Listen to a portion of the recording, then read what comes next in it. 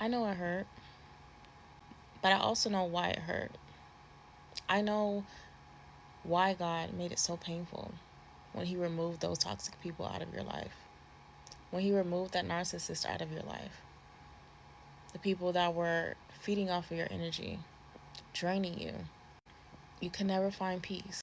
God knew that if you didn't feel a change after this, He knew that if it didn't cause you to think differently, expect more out of yourself, expect people to show up for you differently, He knew if it didn't hurt, if it didn't teach you a lesson, you would give those people a second chance. You would allow them back into your life. They would still be feeding off of your energy. They would still be feeding off of your life source. He knew that.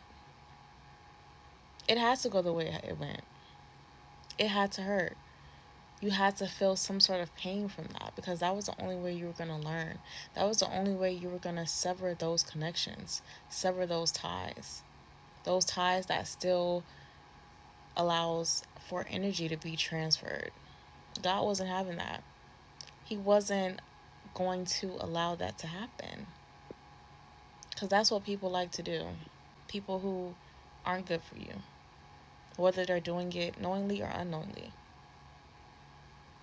they will come into your life and present themselves a certain way when they know they're not that way. And then they'll cause harm and hurt you, knowing that that pain and that hurt, that anger and that resentment that you carry is going to continue to keep you guys connected, which is continuing to keep the energy transfer going. But once you sever those connections,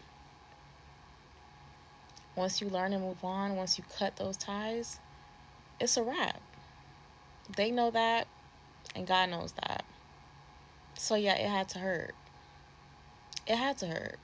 Otherwise, you would have never, you would have still been probably having hope. You still would have been connected to this person, and they still would have had access to you, whether they are in your vicinity or not.